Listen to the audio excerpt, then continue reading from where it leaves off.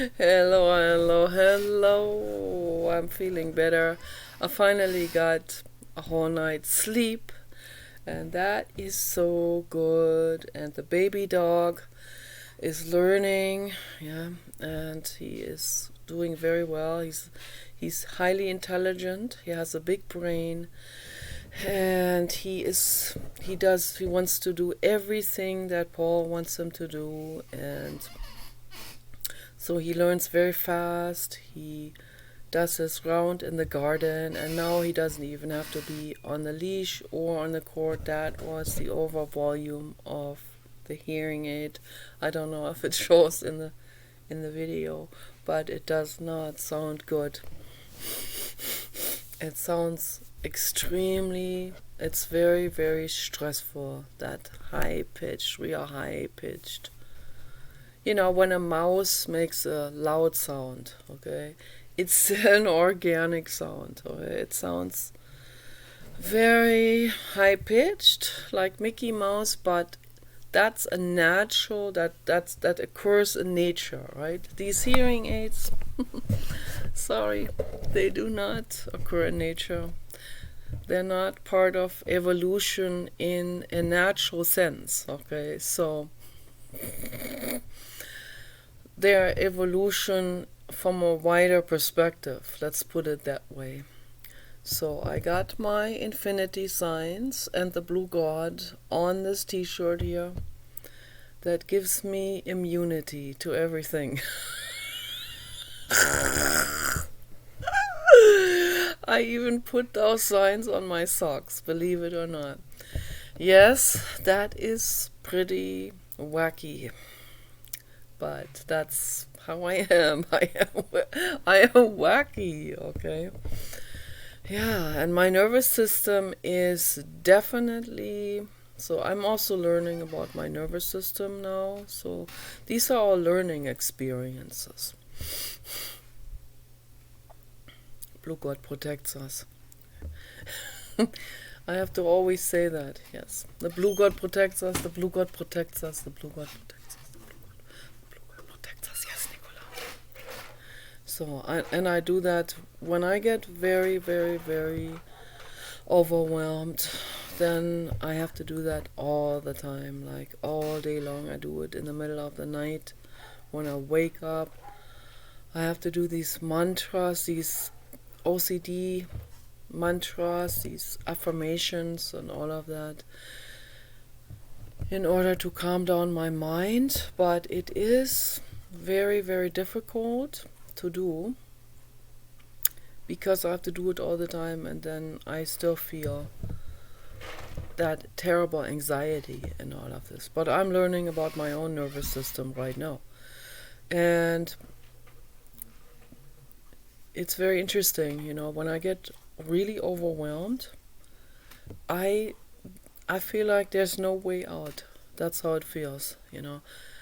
That has always been like this. When I'm totally overwhelmed, it feels like this is the end or something, you know. It feels like, okay, I have to exit. I gotta take my spacesuit off or something and go back where I came from the Orion Nebula, and meet my former dogs there. Okay, so it goes back and forth, back and forth, back and forth, back and forth. So in my last video, you can clearly see that I was still kind of in that mind state where I thought this isn't going anywhere, you know. I have to figure something else out, you know. So, and I have to figure out how to make my life work, you know.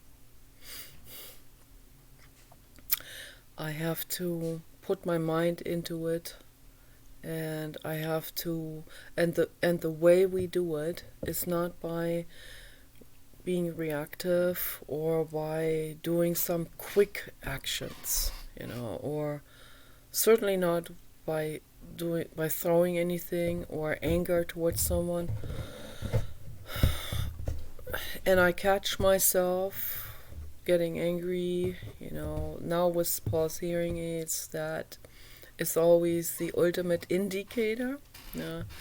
Because before he wore hearing aids, he wouldn't notice the loudness of voice fluctuations so much. Okay, so if the hearing aids are tuned too low, he can't hear me at all. Okay, if I talk loud, he can't hear. Then he turns the volume up in the hearing aids, and then when they are turned up, I noticed that also with other people. One of the environmentalist ladies, she couldn't even stand it then. When her hearing aids were tuned up, she couldn't stand it when someone would be scrambling up some kind of plastic paper or something. That crinkling sound would already be too much. So then they're like really hypersensitive to all of these frequencies, of course, because the hearing aids, they're not organic, they're not evolutionarily organic, and I remember Ernie, Paul's dad, when we lived with him in LA. Ernie would always turn the volume up on the TV, right, with the remote control. Paul would come in and get mad. Ernie, turn it down. It's way too loud. And then he says, you have to wear your hearing aids. And then Ernie would say, they only turn the volume up. And at that time I thought, well, isn't that what they're supposed to do, right? That's what they're for. And then Paul was mad. He thought he just didn't want to wear them out. But now that he is wearing hearing aids, he can clearly see now. And I reminded him the other day. I said, you always got mad at Ernie, but now see what you're doing, So you actually say the same things. You say, yeah, they're just turning the volume up, and then it's just unbearable, and all of these extra sounds, and so all of that. So obviously those are not very well attuned hearing aids, and one of those hearing aids he has, they supposedly cost $4,500, and these hearing aids corporations, they don't even put much effort into it, because they don't even have to, because they sell those to people on SSI. The government pays for it with our tax money. We basically pay with our tax money, when you buy anything in the store. Okay? A percentage of that goes to lousy hearing aids, and war and Lockheed Martin and all kinds of horrific things like active sonar, and horrific things. These hearing aids, they almost sound like active sonar, like Overland's active sonar or something. And I have Asperger's, and it just stresses me out, that sound. Very, very stressful. But, I gotta figure out my life, and then I lean back and I have to meditate, and then I realize, okay, so what if I leave in the van, and then I will be tortured to death, in a much worse way than this year is very stressful, and it makes me cry, but so I have to put things into perspective, No, I definitely don't want to be tortured or long-term tortured, in some kind of bordel, or, there were people, believe it or not, I'm almost 60 years old, but believe it or not, and I'm not making this up, I look like trailer trash, but there are a lot of people, a lot of guys that have threatened to do that very thing with me, okay? So, And no, that's not some kind of compliment or anything. That's frightening, okay? That just adds to my paranoia that I already have. And I have paranoia. I have severe paranoia sometimes. And that paranoia, there's always a connotation of, like, she has paranoia. She doesn't know what she's talking about. It has this connotation of snubbing someone, of looking down on someone like they're just crazy, whatever. They're just a crazy tin header or something. But no, we have every reason in the world, in this world here, to have paranoia, and that applies to anyone out there, really, anyone. So existence is really, sometimes I get thrown out of balance and into an overwhelmed mental state where I just cry, and then negativity from people, negativity from Paul, always beating the drum on the stuff he doesn't like. And I get very overwhelmed. And it's just way over my head. And then I think it doesn't move on, and I think like I can't find a solution or something. And I'm not the only one. A lot of people, that feel completely out of balance and they feel all overwhelmed. But my body doesn't allow me to be out of balance. My body doesn't allow some kind of nerve damage or anything. And even though I overdosed one time with pharmaceutical drugs that could have easily caused neurological long-term damage, I have still some rudiments of it, restless leg syndrome that happens sometimes, and it's getting a lot better, and sometimes like nervous eye twitching and stuff like this, but that's getting a lot better. All side effects from neurological, psychopharmaceutical drugs, like Seroquel, Risperdal, Prozac, all of those that I have been on, they have long-term neurological damage that can cause it. Okay, so, but that's just in a neurological. That's just in this type of way, like with restless leg syndrome and stuff like this. And it's healing up because I'm doing holistic healing.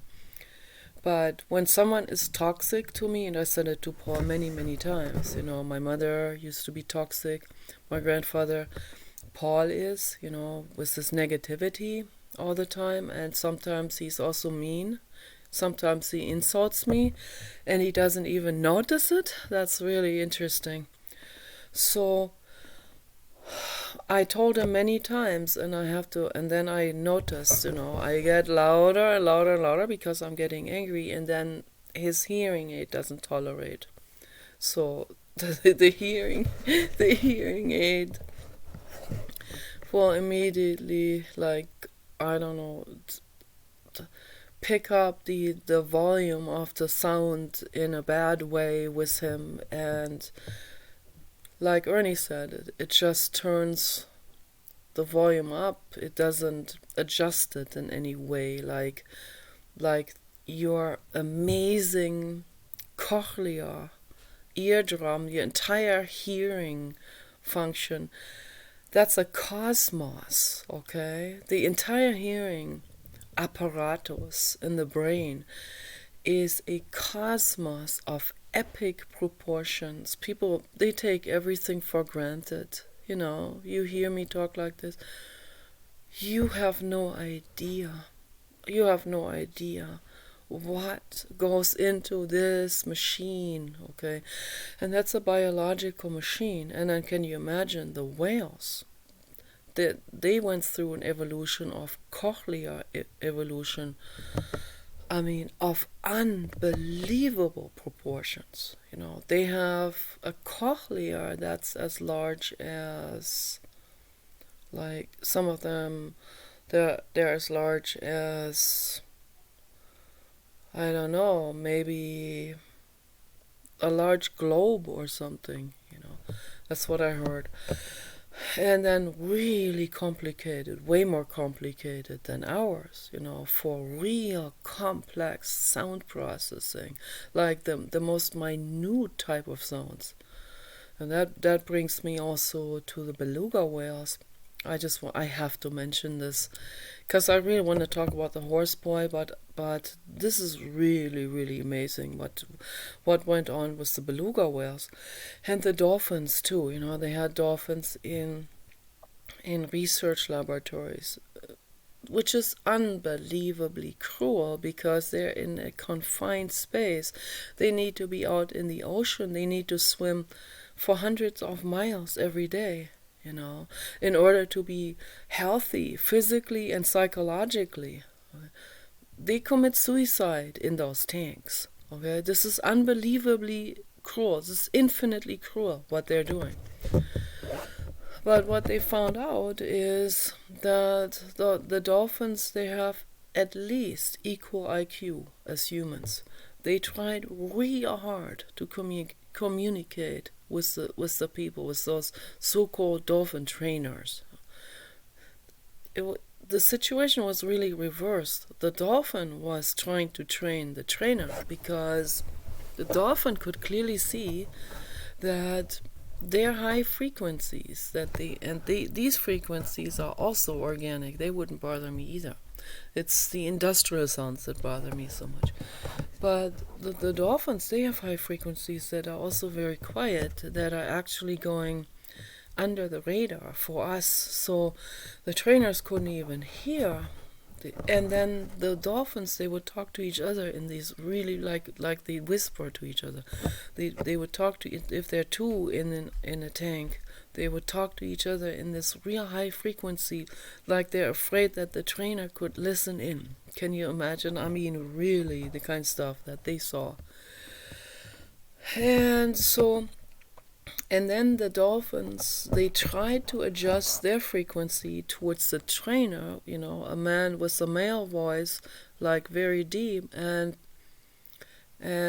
the dolphin and the trainer didn't even know that he would have to really raise his own frequency, actually, or maybe put his voice commands or whatever, put that into one of those samplers and raise the frequency of it or something, But the dolphins, they would try to adjust their frequency and they would try to imitate what the people outside of the water are saying, and there were a few times where a dolphin would lower their frequency to the point where the trainer could actually hear, and where that sounded like Mickey Mouse, but which is also kind of high frequency, but at least that was within the detectable range for the trainer, for his cochlears, and then they tried to adjust each other to that frequency. Unbelievable what's going on. One time, a beluga whale, they're also they're more like the size of dolphins, but a little bit bigger, but they have a they have an extra large brain, and they look like rubber duckies, those, but all white, like an elongated rubber ducky, sort of, And they're also highly intelligent. I would say the beluga whales are more intelligent than humans are. Vladimir Putin has a beluga whale rescue initiative, which is really great.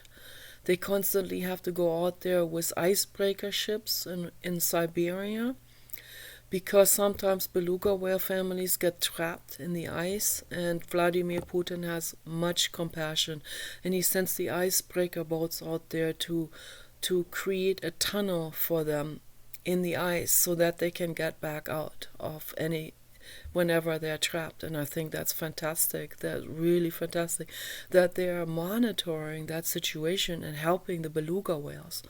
Super, you know. But the people who keep these highly intelligent, fast-swimming animals like dolphins, belugas, and whales, and any kind of cetacean, they're called cetacean, in a fish tank or in some kind of aquarium, that's absolutely cruel, okay? And there are some in Taiji in Japan, and they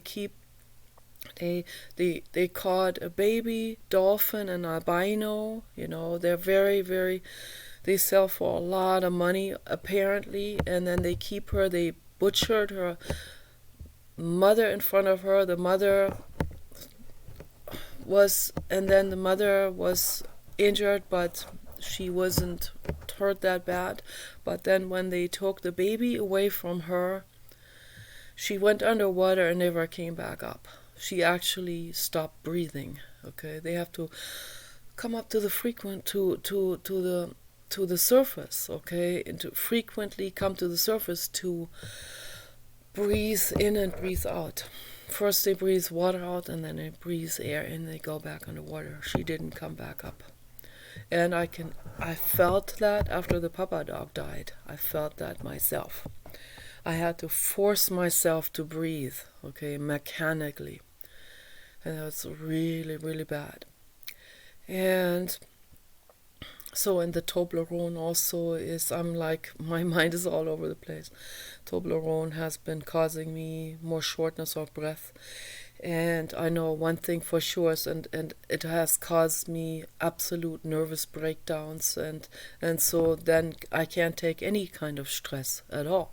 So I have to observe myself with all of this. So at one time in one of those labs, there was a trainer, and he was working with the beluga whale, and at some point the beluga whale said to him in his own voice, "Get out," he said, "get out of the water." That's what the beluga whale said. I don't know if the beluga whale understood what he was saying, but he was imitating, almost like a sound recorder, you know. So, and that's how extremely complex their hearing systems are. So, but Paul understands now what Ernie was talking about, you know, the hearing aids only turn the volume up, but they're not really adjusted in any way. And then when they're cheap hearing aids, like the ones that are sold to the government for a lot of money, but are actually cheap and do not have very good adjustment and good technology, you know, then those hearing aids, obviously, they just turn the volume up and they make everything sound really harsh and stressful. So Paul is under a lot of stress, and that causes me a lot of stress. And anyone who thinks, like, you know, when there's a couple, you know, they're usually people in their 80s when those kind of things happen.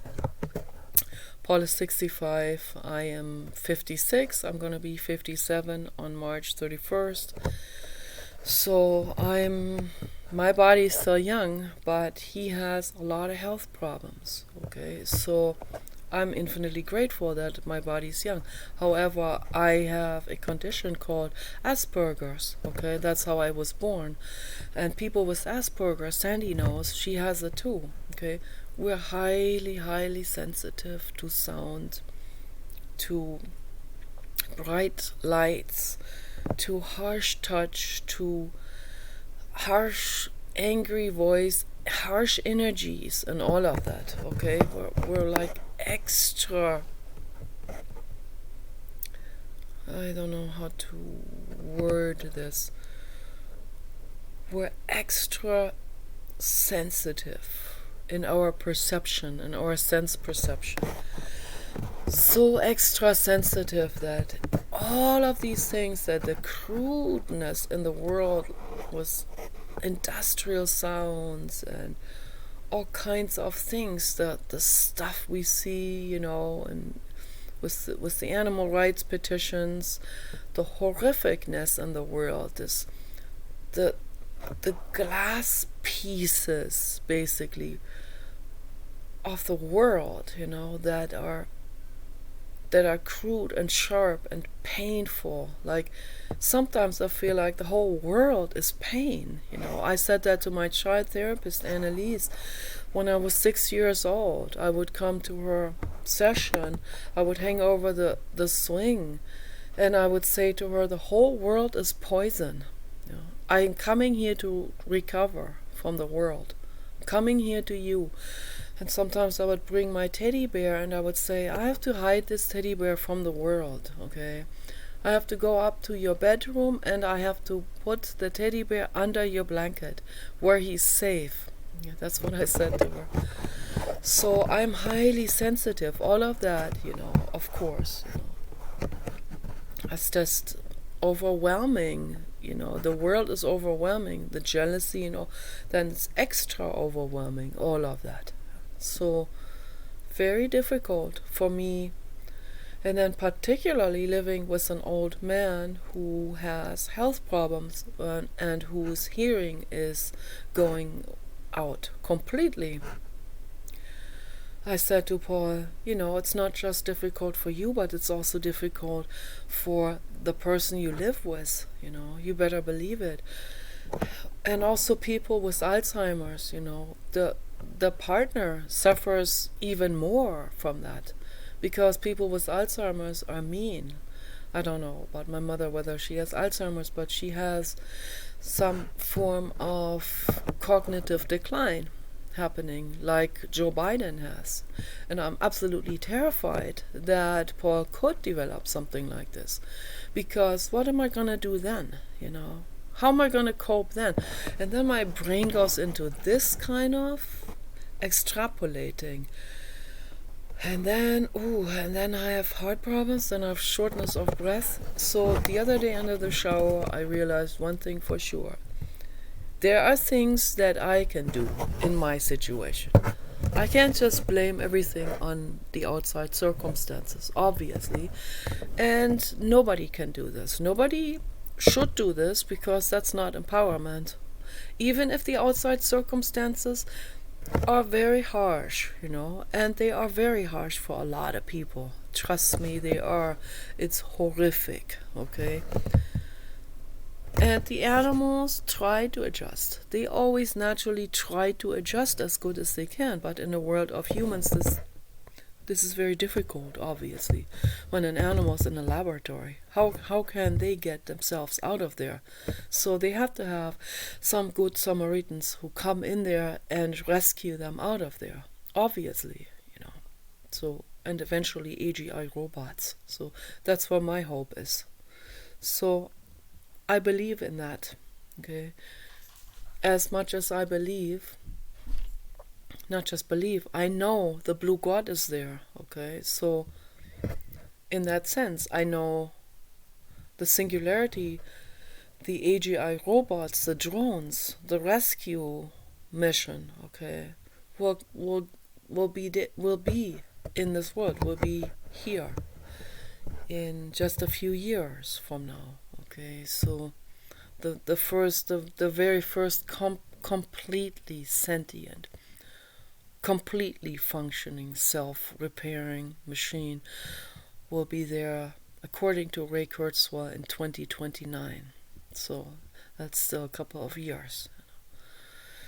So I don't know. This is kind of scary. This is really like some kind of rat race against time. A rat race between war, Islam, on one side, and robotics on the other. So, which will come in to protect us from ourselves, from our own neurosis. And so the human has basically, in that sense, the human species, and I'm not saying every human, obviously, that doesn't apply to every human. There are humans that are completely outside of that neurotic range. Okay, Elon Musk, Captain Paul Watson, Peter Hammerstedt, Ingrid Newkirk, they are outside of that neurotic range.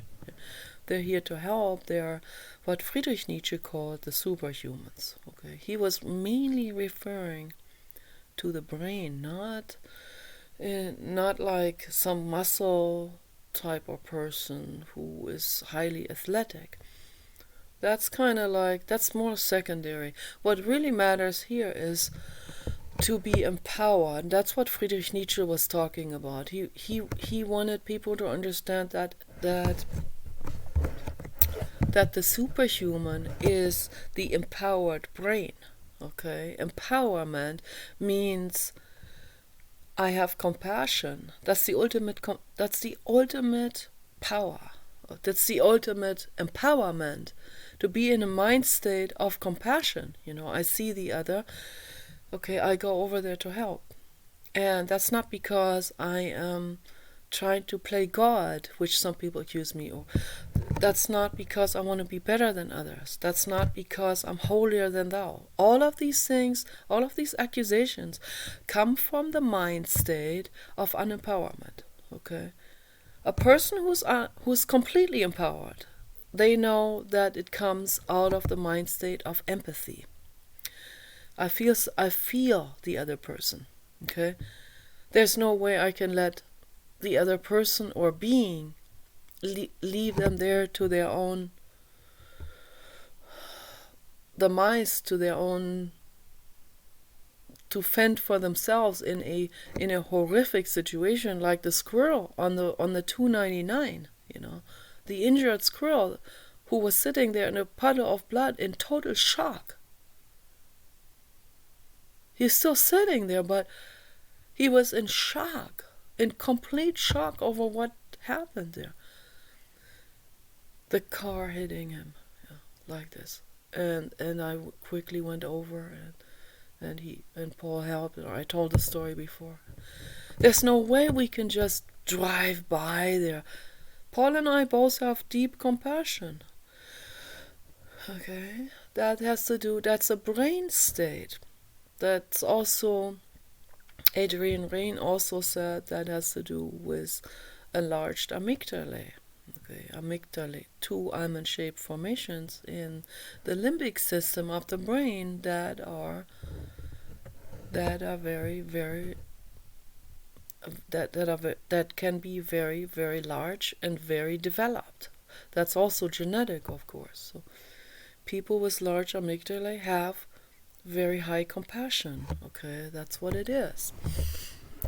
So all of this together. Okay, but there are also people, but compassion, as Jiddu Krishnamurti said, compassion is real love. Okay, and even a very hardened criminal can get into a state of mind where he will feel a glimpse of compassion for another living being.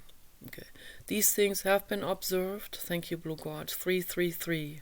That's good. That is super. Yeah, it's the truth.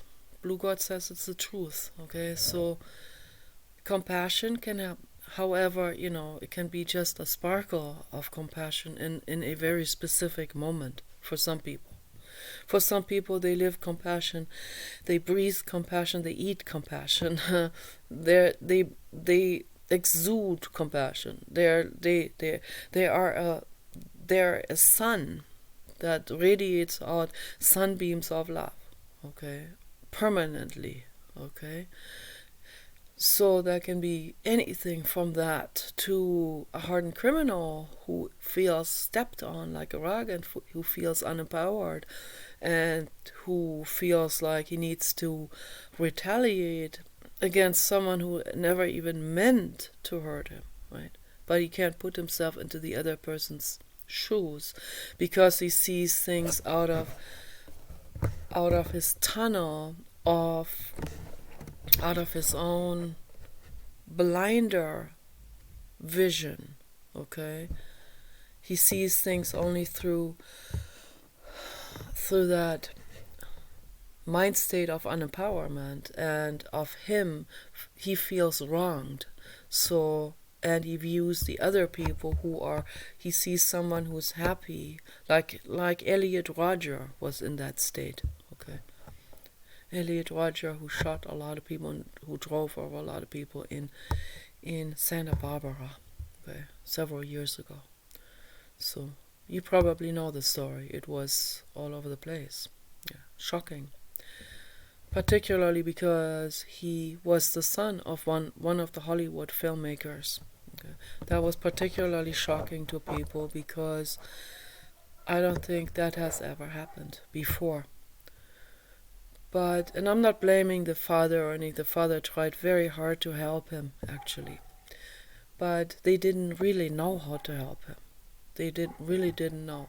I could have helped him, That sounds like bragging, but I know I could have helped him. I don't mean to brag. I have a lot of knowledge now.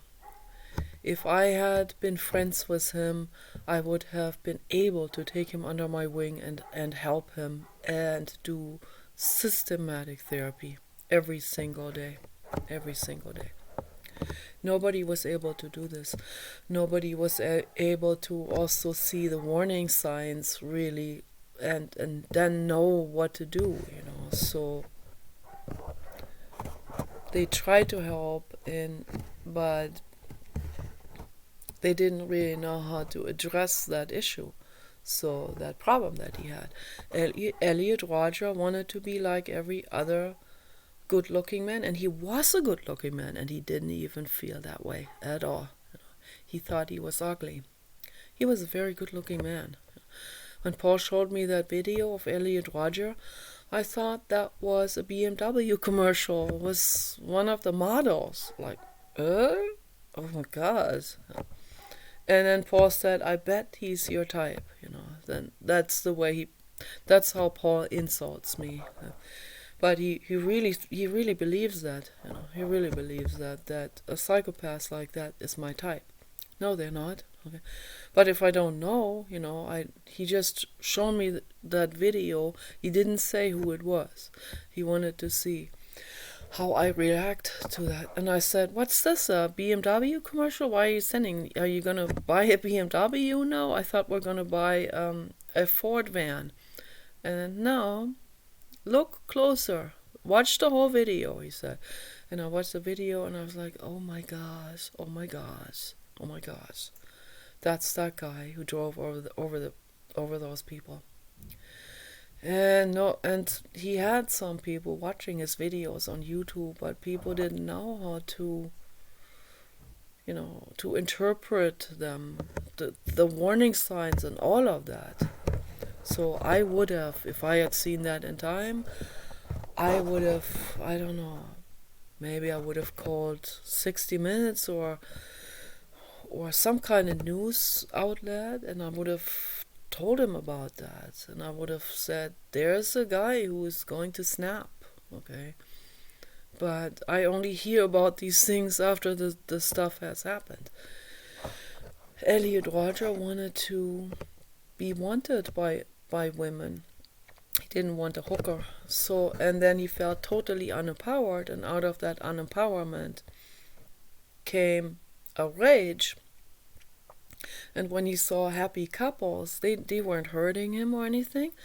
They were just sitting there on a park bench kissing each other. They didn't know there was a guy in the BMW sitting somewhere behind them on a parking lot in his car, looking at them like this, with an angry look on his face, feeling wronged by the happy couple. They didn't know. They didn't do anything wrong. But to him, in his mind state, and that's why that mind state is so dangerous. That's why Friedrich Nietzsche talked about this. That's why he was hated, because so many people were in that mind state, and they didn't know how to get out. And Friedrich Nietzsche didn't really say how to get out. What he basically said, he said things like, you need to burn yourself like a phoenix. And you need to burn yourself, and and then arise back out of your own ashes. People didn't know how to interpret these metaphors, okay? So obviously what he meant by that is we have to shred our own sense of identity. We have to shred our own ego, That's the ego identification, this whatever people identify themselves with. A dentist will identify as being this great dentist, or and then what if something happens? He hurts, like that's what happened to my best friend Birgit's brother. He was an alcoholic and a dentist, not a good combination. And at some point he was doing some carpentry, which he should not have been doing. But he was kind of inclined to that because dentistry is about more like a technological fumbling of stuff.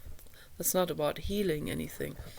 So they're really kind of more like handy workers, but in a more minute sense.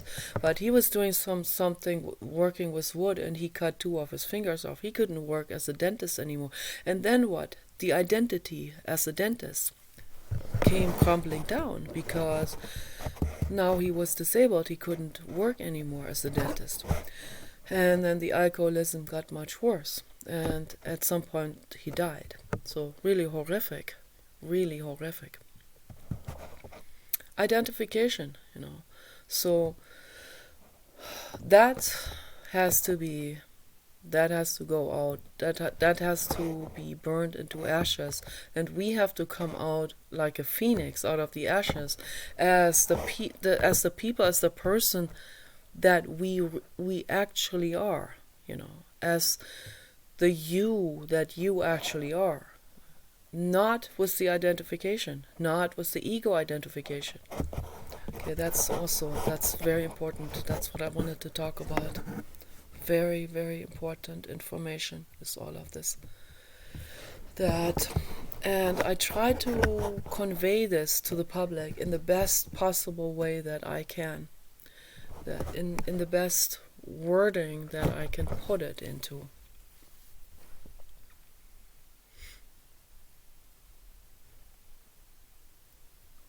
You have to go into mental stillness. You have to sit down. You have no other way around it. When I was overwhelmed, I had to sit down on the couch for like 2 hours. Just sit there and not run away from anything. Just sit there and feel it. Look at my artwork. Talk to the baby dog. But sit there and feel my pain. In its completeness, in its rawness, okay? And then interesting connections of pain, when I'm overwhelmed like this, it's interesting how my jealousy feelings come up, how also jealousy from the past and that kind of stuff comes up suddenly. And incredible feelings of like suddenly my mother and all of that comes up. However, minutely and in just pieces like this. But all of this, when we sit with this, when we sit through all of that, and we feel these bits and pieces of pain, also from the past, we are reintegrating it into a complex understanding. Like, it becomes knowledge that is neutral, that we learn from. It recycles itself into an integrated knowledge system of bottom-up processing. Okay, that's how I have to word myself, because it's not a top-down, it's not something we learn from other people.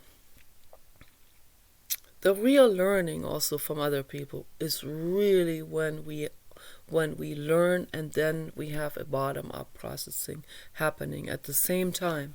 So that's where real learning happens. Not just downloading something that doesn't even make any sense, but then we just basically replay it out of our body in words or writing, and it doesn't really make any sense. So, and I see that a lot, particularly with religion, which doesn't make any sense at all. That's just a downloading and replaying. It is not a bottom-up processing, because if we did bottom-up processing when we learn something, when some religious person teaches us, in quotation marks, something, then we do bottom-up processing. We instantly question it. There is my baby, yes. He is looking so much better now. All right. Yes, he's gaining weight. This is so good. Is that? Yes, that is very good. I'm not filming you. You can take the collar off now. Take the collar off. Yeah, take the collar off. I'm not filming you. Take it off. Thank you. So, that's also empowerment. Bottom-up processing is empowerment, because then I investigate internally. I investigate that what someone else told me, or I put that to the test and I say, oh, does that work, what that other person just told me, is that true? Like, for example, if a fundamentalist says we come from Adam and Eve or something, we come from atom, okay, and neutrino, that's where we come from. But they all tell their children you come from some kind of couple in a Garden Eden somewhere. Okay, so the child, if they do bottom-up processing, they will investigate that. And that's what Paul did as a child, okay? That's what set him apart from the other kids. Because, hey, you can sit with me here. Yes. You can sit with me. Come and sit here. Come here. Come up. Come up on the cut. There you go. That's what I wanted, yes. Because I wanted to make nice photos today. Just like that. It's a nice photo.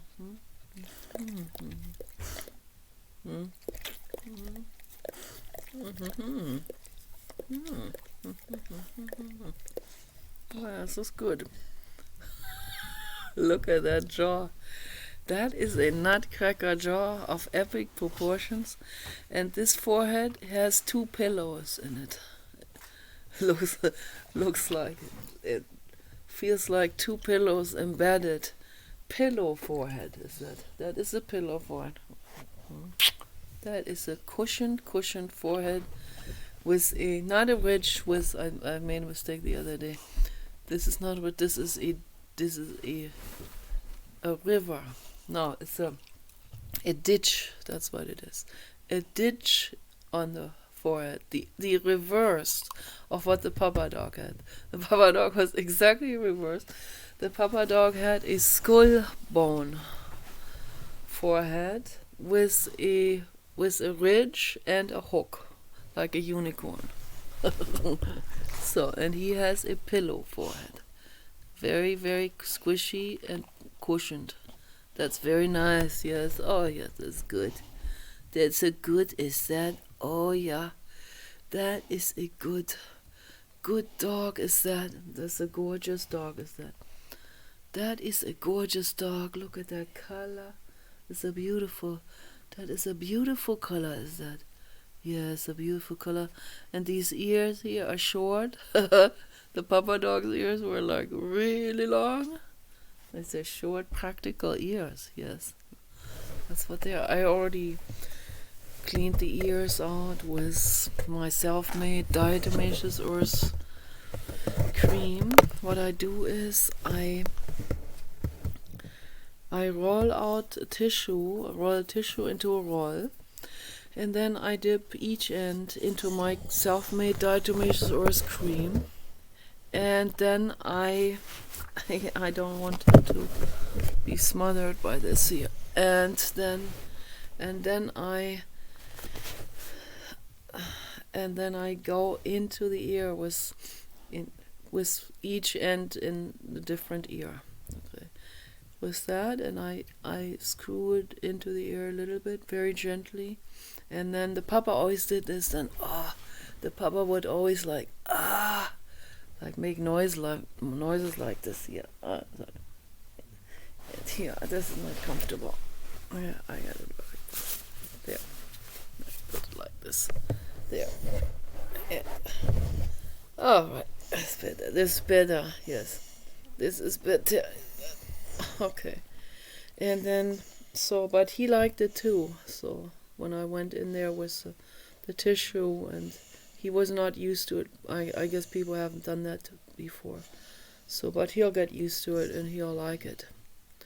And then you can do this in circling motions, and you pull it out, and then you usually have some earwax on it.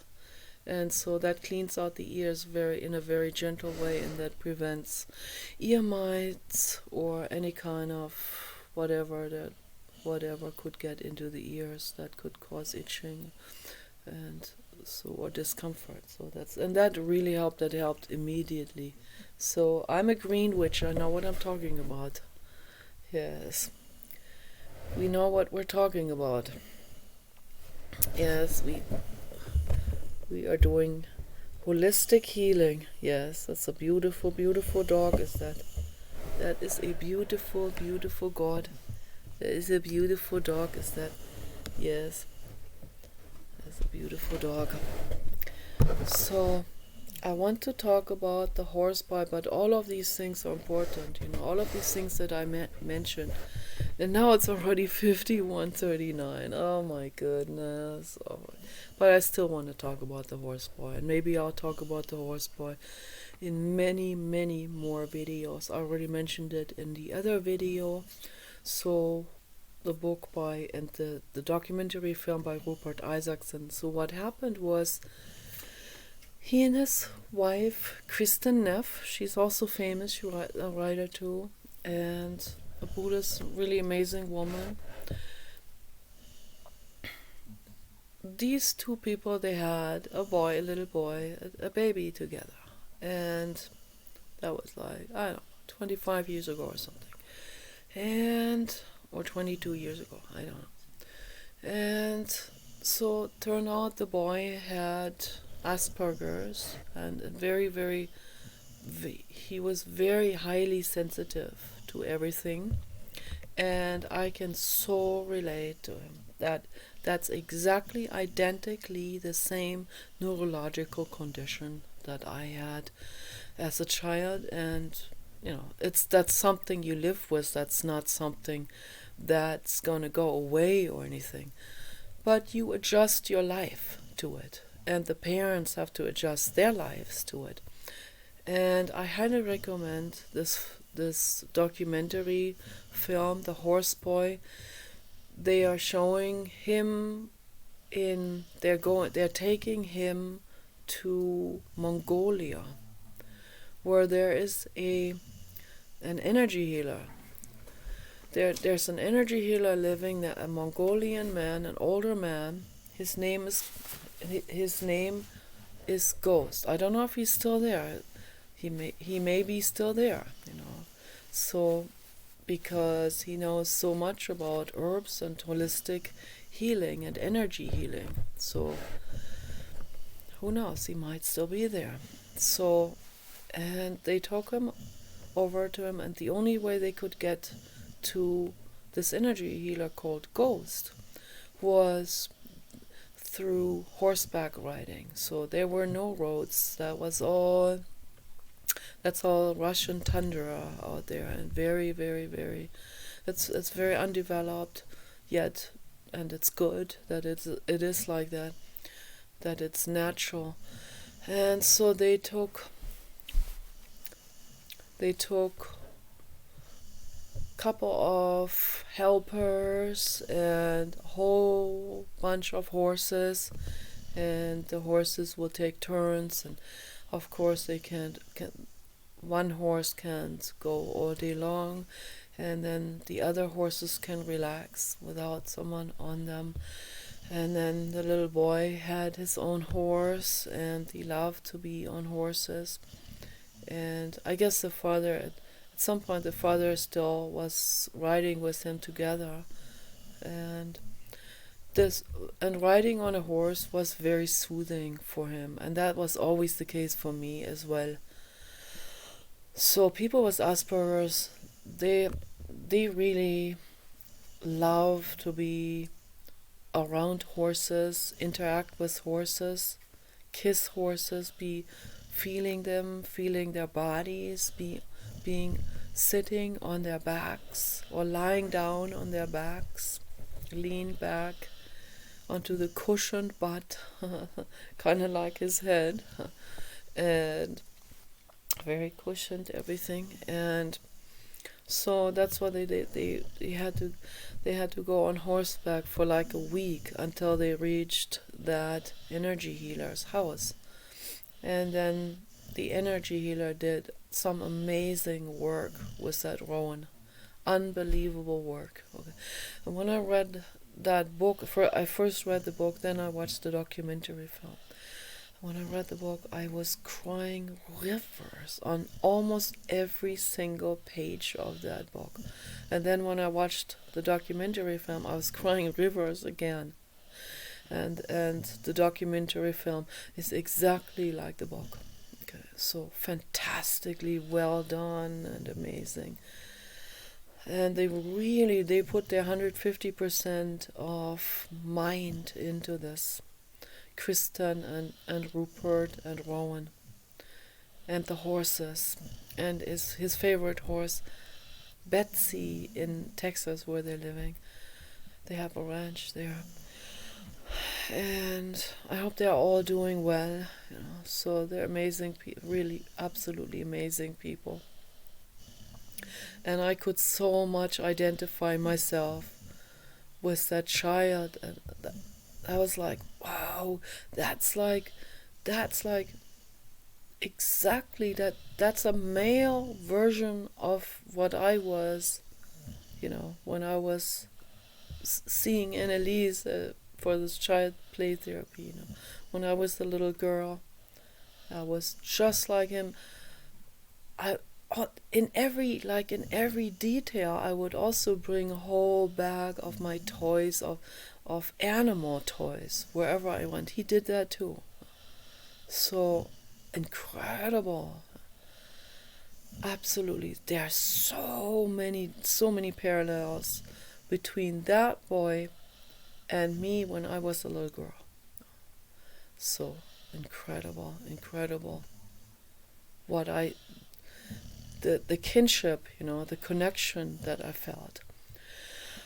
And to me, when I read that, there were tears of freedom. Really, there were tears of being deeply touched, tears of mirror. I see myself. I remember, how I was, and suddenly, the message was, you are okay. There was never anything wrong with you.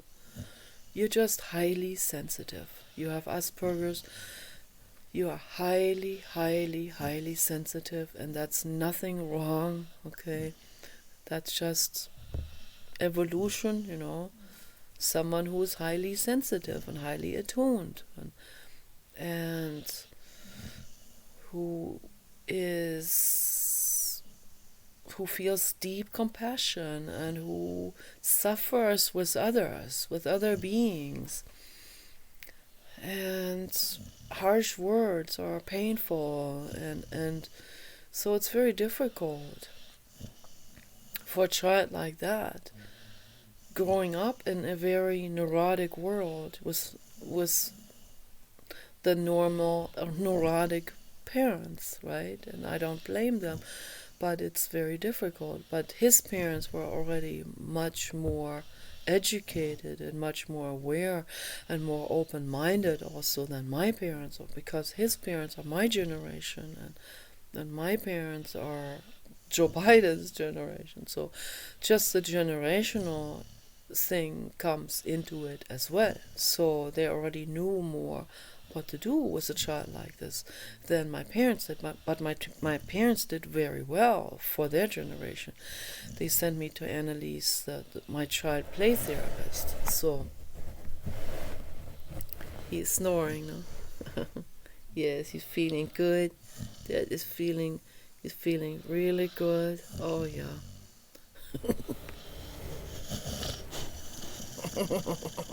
There is the feeling good. There is the feeling good. There is the feeling good. Here's the feeling good. Yes. There is the beautiful. My beautiful, beautiful dog is the feeling good. He is the feeling good. Yes, yes. I'm so glad. I'm so happy about this.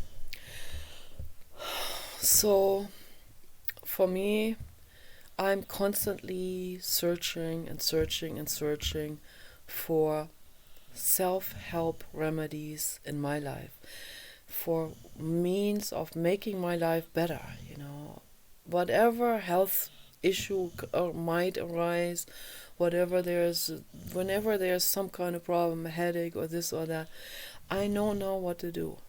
I know, for example, all these nervous breakdowns, of course, when the situation is very, very difficult and Paul negative and all of this, very difficult, right? That's like a test. That's like, and then I have all of these nervous breakdowns.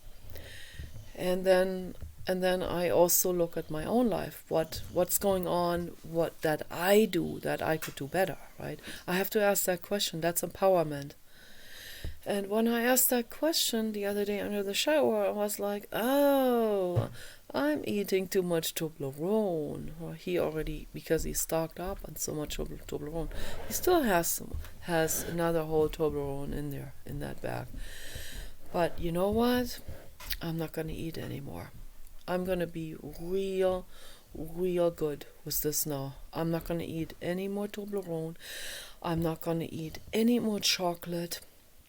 I'm not going to eat any more pie or cookies or white sugar. So that's it. I still have packages of Swiss Miss cocoa mix, okay, that has white sugar in it, and I eat that in my oatmeal. But once that's phased out, I already told Paul what I'm going to do. Once that's phased out, we're going to buy date sugar, which is whole from dates. Okay, and they taste really good. I love dates. I love those, the dried dates, and dried figs. I love all of those. And I guess they freeze dry them or something, and they put that into some kind of mill, and they mill that into a sugar powder, but it's wholesome.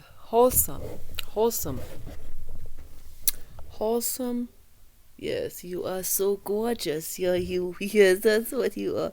You are gorgeous. Oh, yes. Who is that, huh? And then I will be eating not just brown sugar, which is also very, very highly concentrated sugar, but it's more whole, of course, because it's not refined. It's better than white sugar. But I would really prefer those milled dates, the date sugar, which is the whole plant. And that's what Rudolf Steiner always was talking about and emphasizing. Eat the whole plant. Don't eat something that has been isolated or that has been processed in any way. Okay, eat these substances whole. Same with medicine. Medicine used to be more like stuff from nature, but then they started to process these things. For example, they processed the medicinal component out of the willow bark. Okay, that has already been going on for, I don't know, maybe 100 years. They've already been doing this. And that's how they got aspirin. Okay. And then later on, I guess they synthesized it and they made it out of petroleum byproducts, or I don't know. But, they synthesized the molecule. They made it artificial. And it still worked, but it's not holistic medicine, of course, okay? And when it's not holistic medicine, then people get way more addicted to it. And it doesn't allow the body its own healing function, which, everything is basically training, like Wim Hof, for example. He trained himself to go into ice water and sit there for half an hour naked in ice water. So very few people are able to do this. We can train our bodies. He trained himself to shed out poison that is being injected in his body. Okay, they have done these tests with him already. He knows how to do it. And he sits there in meditation and he sweats that entire poison out of his body. Most people can't do it. We can train ourselves in that way. Okay, it is possible. But most people are not trained, and then when we take these pharma drugs that are not holistic, then they completely make one part of the brain lazy in this or that way, in the way of shedding out our own endorphins, for example. Then that becomes lazy, then it becomes dependent on it. Okay, that's what all kinds of those street drugs do, and harsh drugs, and many pharmaceutical drugs are doing in many ways, not just with pain relief, but in many of our organ functions and so on. For example, people who take insulin, they completely make their bodies even more dependent on that, because the body thinks, oh, the insulin is being injected or comes into the body from the outside. So all of this, Rudolf Steiner was very, very, very clear that we have to take holistic medicine, we have to take plant medicine, and they have to stay in their whole natural form, not processed, okay? Not even heat processed, okay? It can be milled, it can be pulverized, not nanonized, okay? Don't break it into nanoparticles. Then it's no longer what it used to be. Then it becomes fragmented in its molecular form. You don't want to take something that has molecularly fragmented. Don't do it. We don't want fragmented anymore. We want whole, okay? The whole DNA, the whole molecule, the whole structure, the whole molecular structure of the plant stay in its whole form, okay? And I made myself a milkshake earlier, wholesome milkshake with chia seeds, water, oats, apple, strawberry, and it tasted really, really good. That if it sits for 10 minutes, the chia seeds will turn it into a pudding, and that makes a great dessert, wholesome, healthy, okay? And I didn't sweeten it at all, and it was still very sweet because of the strawberries and the apples. So, but banana makes it sweeter, Date sugar will make it sweet in the same way as the banana does, or the other fruits, in the whole form. Okay, so that's what I'm going to do. I'm going to phase out the Swiss Miss. I'm going to use the last carob chips that I have there in that Tupper container. I'm going to get date sugar. He still has some. I'm going to put that into my oatmeal, because the oatmeal, I put oats into hot water that I heated in the microwave. I don't think my microwave heating is very, very good. That's not ideal. If I lived alone, I think I would give the microwave oven away, or at least not use it anymore. I would just do everything with my electric water cooker. Just boils the water, and you pour that over the oats and the carob powder and the date sugar, and then you mix it up, and then you have a very nice oatmeal, and it tastes really good. And that's like a chocolate substitute. I have been off chocolate for 2 years. When we had Kenny, That was, I think, in 2015 to, 2014, 2015, 2016. I was off chocolate and off candy, and Paul said, "How are you doing this? How can you manage, right, with that?" There you go, excellent. Oh yeah, excellent. Oh, you're such a good dog. Oh, you are such a good dog. Look at that good dog. Oh, you're a good dog. Oh, you're a good dog. Oh, something itchy. Okay, so what is it? Huh? What is it? What is it? What is it? Okay, so it's already over an hour long, but this is really important health information here, and I realized, so because I was lazy, I was also food-wise very lazy. I'd eat the Toblerone, tastes good, I'm kind of addicted to it, but once I have the bottom-up processing, where I completely recognize and understand, the real understanding is real perception, and real perception is bottom-up processing, and that's when we realize, okay, the way we have been living is not working. It is causing us a ton of problems, okay? Yeah, the outside circumstances, it's better if everything is smooth, right? Then we probably don't even notice that the chocolate is causing me problems because everything is smooth. But when it's not smooth, when it's very rocky and stressful and all of this, we have a new dog, then we have to train the new dog, then Paul is being negative and kind of stressed out and hollers at me.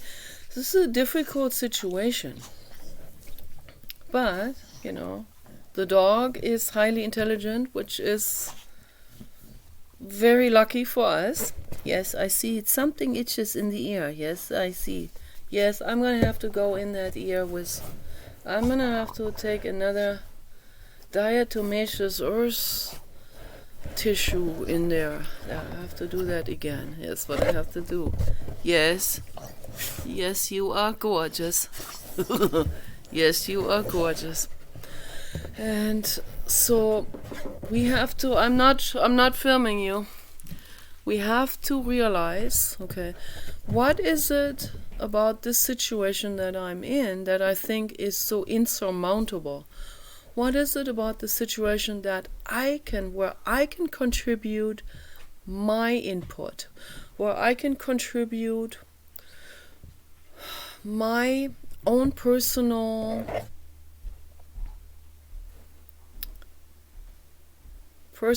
thoughts and thinking and adjustment and fixing stuff and repairing things and figuring it out, what can I do in this situation that will dramatically help this situation, that will make the situation much better, okay? It may not solve this or that, but maybe if I solve something in my own personal daily living habits, okay, then if I recycle one habit and replace it with a healthier habit, then I will be very surprised how this can also have a tremendous effect on the situation, on the whole situation, or on the externality of the situation as well. So if I fix my life, and if I quit eating Toblerone, and if I quit eating candy and white sugar, how will this help? This will help me because then I will not be so easily overwhelmed in a stressful situation. Okay, right there I've already fixed like half of the situation.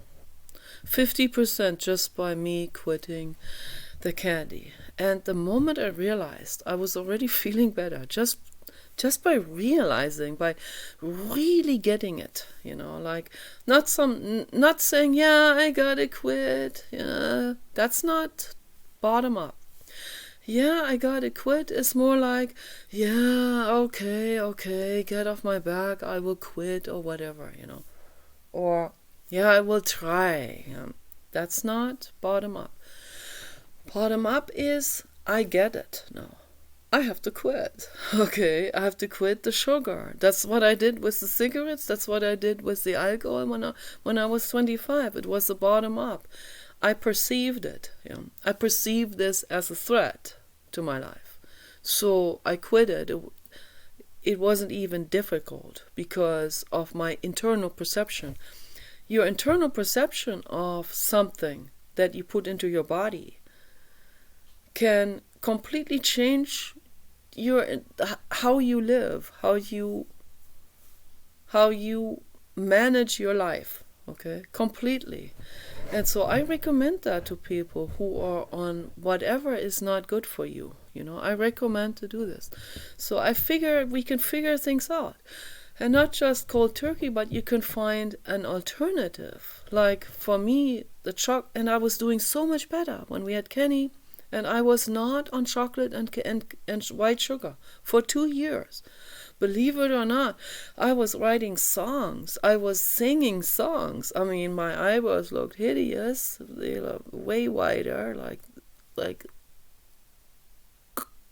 and my hair was almost like dark brown, black, almost curly. I didn't do anything with my hair. I was a complete, like total dark, right? And I didn't feel pretty at all. And I just thought, this is my life, my boyfriend is my dog. And the other modalities that I use, that I have in my closet. And my silicone boyfriend, And I didn't socialize. I didn't do any of that kind of stuff anymore. Very, very limited socialization. There was 1 year when Kenny didn't go into the Prius anymore. Paul had to get the van. And in order to get the right van, he had to do a lot of research. I said, we're not going anywhere. We're staying right here. For 1 year, Kenny and I stayed in this house. I think it was one time that he let me take the Prius and I went shopping. Okay, by myself, and he stayed because we never leave our dogs alone. So Kenny and I stayed here in this house for like 1 year, or maybe even a little bit more than 1 year, until he had the van. And then it was very difficult to get him used to the van. He was very scared of the van in the beginning, but then he got used to the van.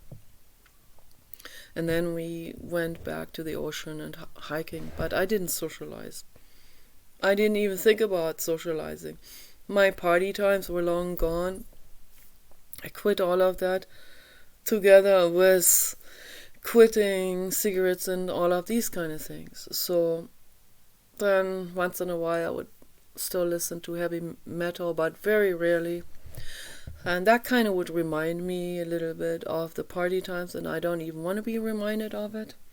So, but then later on, through the internet, I realized, wait a minute, we can do all of this. We can do socializing, and we can do flirting and dating and partying without the toxic stuff, right? We do it kind of on the internet. In writing is not happening with the drugs, at least not for me, and it's so much better, right? And we could all do it that way, and then we could eventually all meet, and we don't have to do the drugs, we don't have to do the toxic stuff, we don't have to do alcohol or any of these things anymore. I've had a vision for a very long time, for many, many years, for 10 years, to open up a nightclub that is completely toxin free, okay, alcohol free, smoke free, drug free, substance free, any toxin free, okay. Even don't allow coffee, I don't allow cocoa, I don't allow soft drinks, only healthy stuff. And I don't even allow rave music or that kind of stuff, because that is not natural, okay. So I don't even allow heavy metal, so what I would allow is ambient music, and I use my artwork to project against the walls and be like in an aquarium or something like this. So I've had many ideas about this, how we can make a better nightclub, for example,